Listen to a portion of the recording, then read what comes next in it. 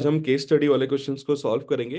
That is a 4 mark case study divided कैसे, एक there will be 3 question, 1+1+ and 2। इस वाले पार्ट में आपको ऑप्शंस मिलेंगे, ठीक है। तो बेसिकली जो आज का क्वेश्चन है वो एरिया ऑफ सर्कल से रिलेटेड है। ये रहा क्वेश्चन, ये लास्ट ईयर के पेपर का ही है। Age of a tree, the most accurate way to determine the age of a tree is to count the annual rings. ये जो ना आपको रिंग्स दिख रहे हो, ये एनुअल रिंग्स है।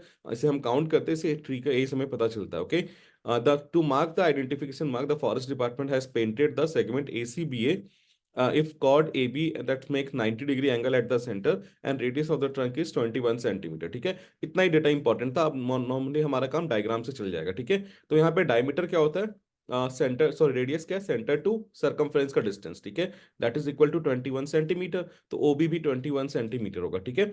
अब यहाँ पे देखो, नॉर्मली हमें डील करने के लिए दो टूल्स की रिक्वायरमेंट है जो आपको आना चाहिए। फर्स्ट है आपका एरिया ऑफ सेक्टर। मैं फटाफट रिवाइज करा देता हूँ। एरिया ऑफ सेक्टर का फॉर्मूला क्या होता है, that is equal to theta upon 360 pi r square. Okay, now next जो इंपॉर्टेंट थिंग है वो लेंथ ऑफ आर्क। ये जो पार्ट मैं आपको दिखा रहा हूँ ना, ये फाइंड आउट करना। लेंथ ऑफ आर्क, आर्क देखो किससे रिलेटेड है, सरकमफेरेंस से ना। यहाँ पे एरिया से रिलेटेड था, that's why pi r square था। ये सरकमफेरेंस से रिलेटेड है, तो यहाँ पे क्या आएगा, 2 पाई आर, ठीक है। और इधर का जो पार्ट है एंगल उसका, that is a proportionate one, that is equal to 360, theta upon 360 2 pi है। इससे हमें क्या मिल जाएगा, लेंथ ऑफ आर्क। अगर ये दो चीजें आपके पास है तो इस क्वेश्चन में इतनी दम नहीं है, ठीक है। देखने में लग रहा है, पर सबसे अच्छी बात इस क्वेश्चन का देखो क्या है, in one question almost you will revise 90% of the concept of area related to circle, ठीक है। एक ही क्वेश्चन से 90% कंसेप्ट आप रिवाइज करते हो, ठीक है। तो चलो फटाफट हम आते हैं इसके क्वेश्चंस पे। पहला क्वेश्चन से इजी है। Here we have to find the length of the chord AB। ठीक है, अब ध्यान से देखो, हमें length of chord AB find out करना है, मतलब ये वाला पार्ट। और ये ट्रायंगल कैसा है, ट्रायंगल AOB क्या है, एक राइट एंगल ट्रायंगल। तो मैंने लिखा in triangle AOB which is a right angle triangle. तो जो 90 के सामने साइड होता है दैट इज हाइपोटेन्यूज। इनमें से किसी को भी परपेंडिकुलर और बेस ले लो, कोई फर्क नहीं पड़ता, सिर्फ ट्रिग्नोमेट्री में फर्क पड़ता है, ठीक है। तो मैंने यहाँ पे we know the relation between this, hypotenuse is equal to root under perpendicular square plus base square, ठीक है। सो यहाँ पे H क्या है, that is equal to AB will be equal to perpendicular क्या है यहाँ पे, इक्वल टू AO, मैं यहाँ पे लिख दे रहा हूँ, प्लस BO इसका स्क्वायर है, ठीक है। इसे जब आप फर्दर सॉल्व करोगे, AO क्या आ गया, that is equal to 21 square. Let me correct this. ये क्या आ गया हमारे पास, 21 स्क्वायर, फिर अगेन OBB और BO क्या है, 21 स्क्वायर। नॉर्मली आप क्या करते हो, उसको स्क्वायर लेते हो फिर सॉल्व करते हो फिर प्राइम फैक्टर, ऐसा नहीं करना, थोड़ा स्मार्ट वर्क करो। 21 स्क्वायर प्लस 21 स्क्वायर क्या हो गया, 2 इंटू 21 स्क्वायर। तो 21 का यहाँ पे पेयर है, स्क्वायर है, तो 21 बाहर आ गया, √2 अंदर रह गया, और ये आ गया लेंथ ऑफ कॉर्ड, ठीक है। तो AB का आ गया हमारे पास लेंथ ऑफ कॉर्ड, क्लियर है। ये हमारा फर्स्ट क्वेश्चन था। अब आते हैं हम सेकंड वाले क्वेश्चन पे। यहाँ पे हमें क्या फाइंड आउट करना है, we need to find out, ये रहा second, area of triangle AOP। Area of triangle OAP, ध्यान से देखो, OAB क्या है, एक राइट एंगल ट्रायंगल है। तो बहुत ही बेसिक 7th क्लास का कंसेप्ट यहाँ पे लगाओ, half into base into height, ठीक है। और असर्शन और रीजन पॉइंट ऑफ व्यू से उसको दूसरे फॉर्म में हम क्या लिख सकते हैं, half into product of perpendicular, product of perpendicular, ठीक है।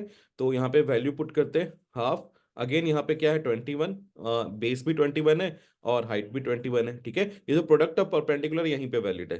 तो इसे सॉल्व करते हैं, तो 21 का square 21 into 21, that will B 441 upon 2, ठीक है। इसे सॉल्व करो, it will B 2 times, again 2 times 0.5, तो ये क्या आया, 220.5 यूनिट क्या आ जाएगा, सेंटीमीटर स्क्वायर, ठीक है। ये तो दो क्वेश्चन हमने यहाँ पे क्लिक कर लिए। अब आते हैं थर्ड वाले पार्ट जो कि मोस्ट इंपॉर्टेंट है, ठीक है। इसे मैं यहाँ से इरेज कर रहा हूँ, फिर नेक्स्ट पे आ रहा हूँ।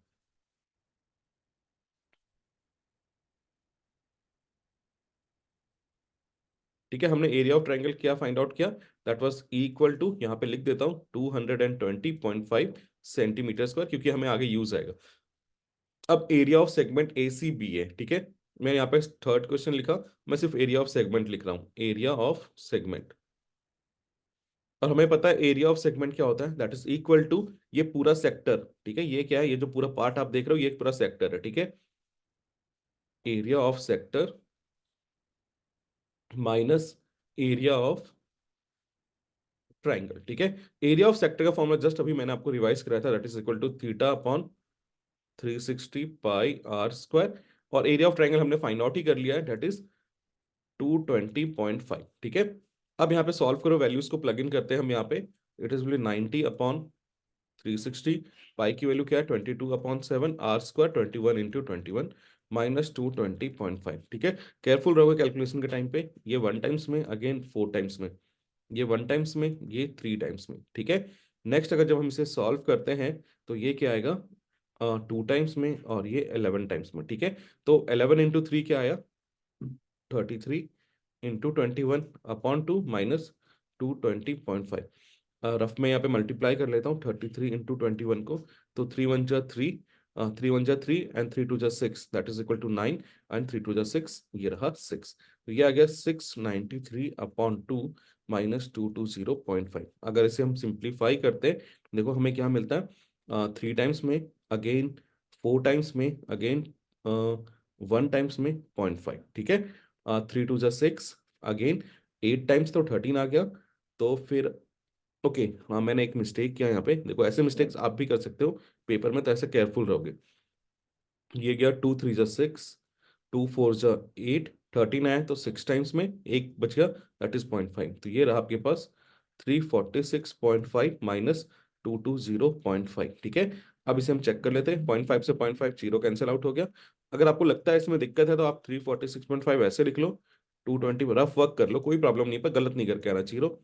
यहाँ पे आया 6, यहाँ पे 2 और 1, it is equal to 126.0। Unit area है तो यूनिट हमेशा क्या लगाओगे, सेंटीमीटर स्क्वायर। ये तो आ गया थर्ड का फर्स्ट पार्ट। ठीक है, और एग्जाम में ये ऑप्शन में रहेगा। ठीक है, अब मैं सेकंड वाले पार्ट पे आ रहा हूँ, इसके लिए मैं पहले इसे इरेज करता हूँ।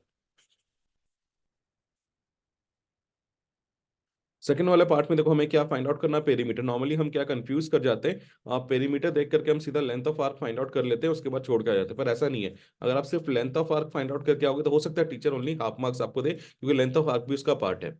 अब perimeter of O A C B O find out करना है, तो हमें पहले पता होना चाहिए हमें फाइंड आउट क्या करना है। मैं डायग्राम में आपको दिखा देता हूँ।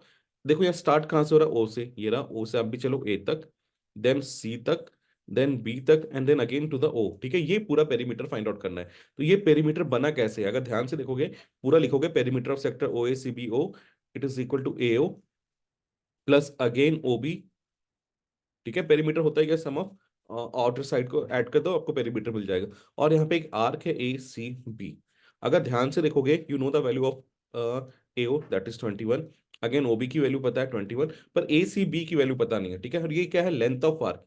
ये क्या है आपका लेंथ ऑफ आर्क, तो हमने यहाँ पे पहले लेंथ ऑफ आर्क फाइंड करना, length of arc A C B. ठीक है, या फिर आप इसको ऐसे भी लिख सकते हो ए सी बी, और ऊपर में एक ऐसा आर्क बना दो। ठीक है, फॉर्मूला मैंने आपको जस्ट अभी रिमाइंड कराया था, दैट इज इक्वल टू θ/360।